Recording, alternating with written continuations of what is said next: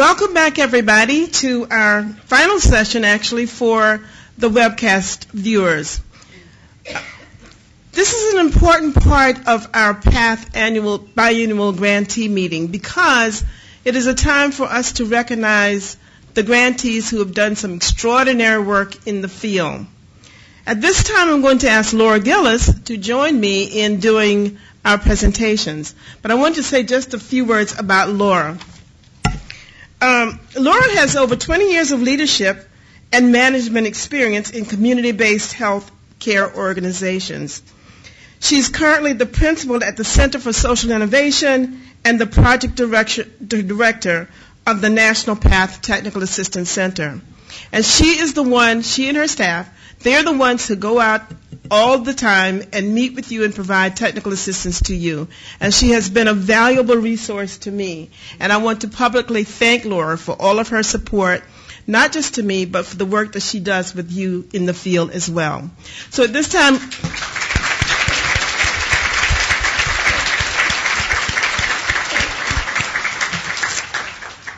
I'm going to ask Laura to please come forward.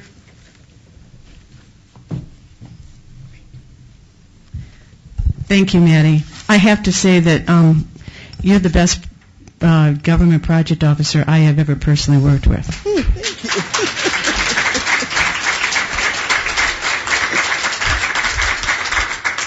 Now that love fest is over with,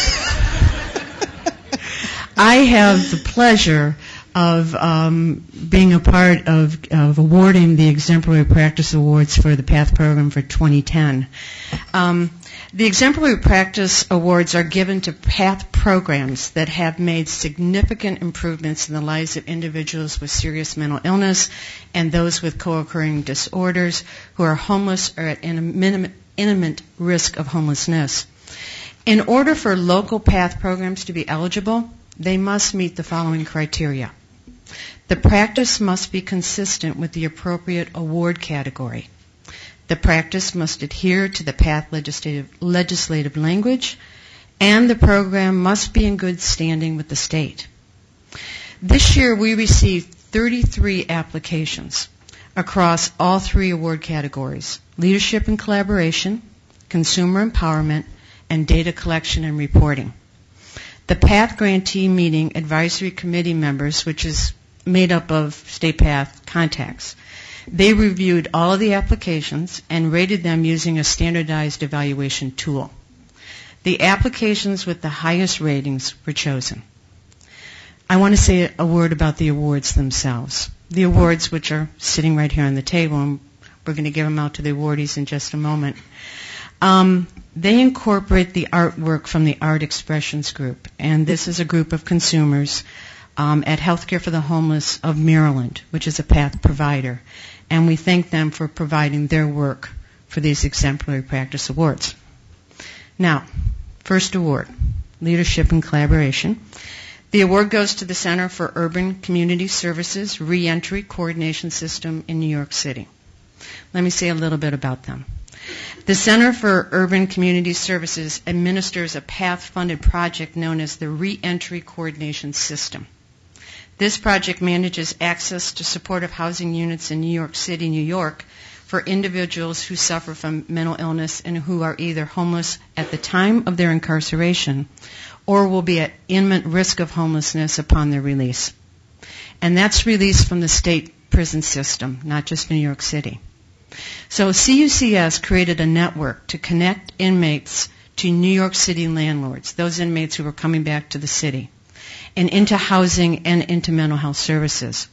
Among some of the services that they provide in their reentry coordination system that improves the lives of PATH consumers, they do assistance to inmates in completing housing applications, providing referrals for mental health services and appropriate housing programs that match the released inmates' needs, linking people to mental health case management services and assertive community treatment teams, and tracking inmate referrals and outcomes.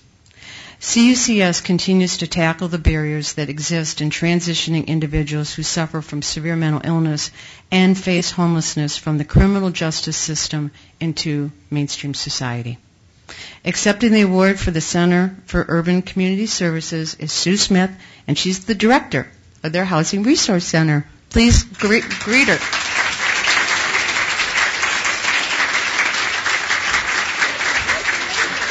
Congratulations, sir. Stephen wants to do a picture. Get my turning up.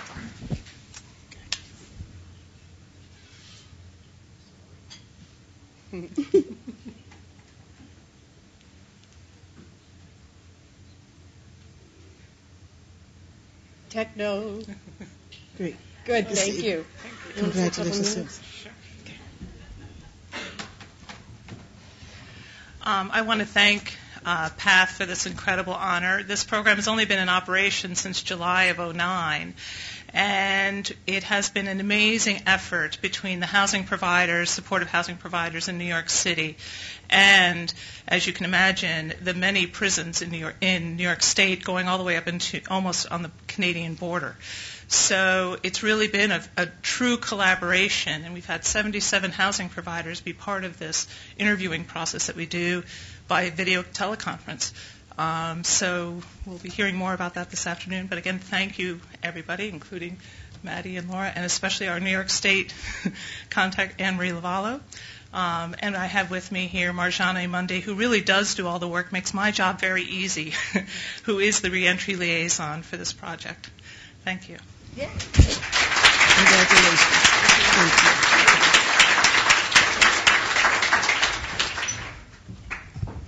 Thank you, Sue. Okay. The Consumer Empowerment Award goes to the Colorado Coalition for the Homeless in Denver, Colorado. Let me say a little bit about them. I think many of us know them. The Colorado Coalition for the Homeless is working to help PATH consumers overcome many unanticipated challenges that they encounter when they move into permanent housing. And the Colorado Coalition for the Homeless has developed and utilizes a number of tools and services to conquer the challenges, which include a tool to assess for an individual's readiness to transition into housing, holding a monthly luncheon that allows for the opportunity for shared peer experience, and mentorship for recently housed clients. They conduct a weekly support group with a clinical focus, and they use peer specialists to provide individual case management supporting people who are newly housed.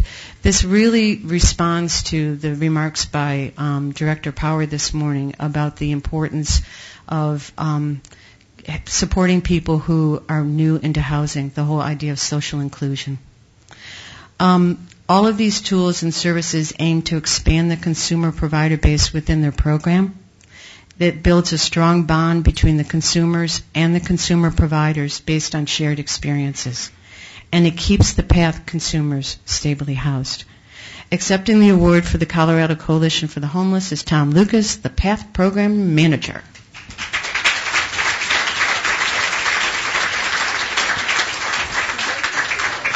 Congratulations. Middle. That's a good idea.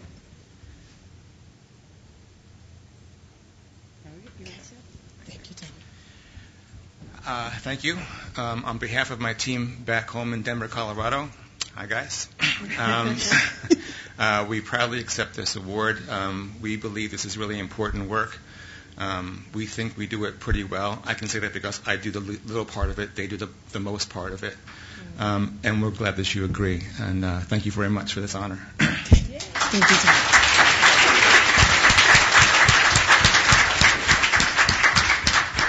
This is fun stuff. Okay, our third and final award goes to the Brattleboro Area Drop-In Center in Brattleboro, Vermont for data collection and reporting. I want to say a little bit about them. The Brattleboro Area Drop-In Center has a long history of being a PATH provider in the state of Vermont and is a trailblazer in data collection and outcomes related to its data collection and processes. The center is recognized as a leader in inputting its PATH data into the U.S. Department of Housing and Urban Development's Homeless Management Information System in the state of Vermont and around the nation. The Brattleboro Area Drop-In Center holds data quality as one of its agency's best practices. The agency's emphasis on data quality has proved to be instrumental in areas of informing local, state, and national policymakers, further developing areas of funding, and increasing engagement of PATH clients, which can be told in the form of personal success stories by those who are associated with the agency. The Brattleboro Area Drop-In Center recognizes much of its success is due to the leadership of Melinda Vicino, who's been the executive director for the past 22 years. And rightly so, Ms. Vicino is accepting the award on behalf of the agency.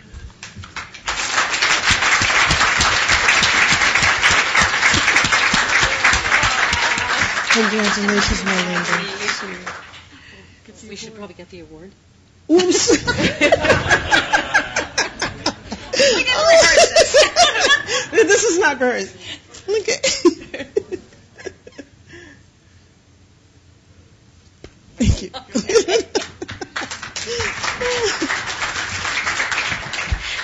Thank you very much to SAMHSA and to everyone who organized this wonderful conference, to Brian Smith, our State PAC Director, but most particularly to my dedicated staff. And I'm just going to point one of them out, and I hope he's watching on the television, on the video. Ed Johnson is our data guy, and he spends hours and hours and hours, fingers flying across the keyboard, making sure that data is in. And if we get a data quality report that says it's only 99.8% perfect, he's very unhappy. He wants to see 100%. And this is to my staff who in 2002 went, we have to do what? They're doing this HMIS and they're doing it well, and I'm so proud of them, and I thank them. And thank you. Thank you so much. Thank you. Thank you so much. Thank you. Thank you so much. Okay, so this, congratulations to all of you. Now you know what you have to look forward to for 2012 in terms of the competition. This ends our session for our webcast viewers, but before we do, I want to say thank you to all of you for joining us, and we hope that you will continue to be our partners out there in the field, because you're the ones who are on the ground. You are our eyes and our ears. So as we continue our work, there are some key messages that I hope you will take with you that you heard from our time here this week.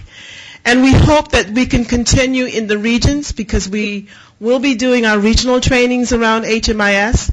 We expect to have them a webcast as well, and that you will join us and that you will be a partner with us in doing some of our presentations and participating in the work that we do. So thank you very much, and we will see you in 2011 for our regional trainings and throughout the year. Thank you again.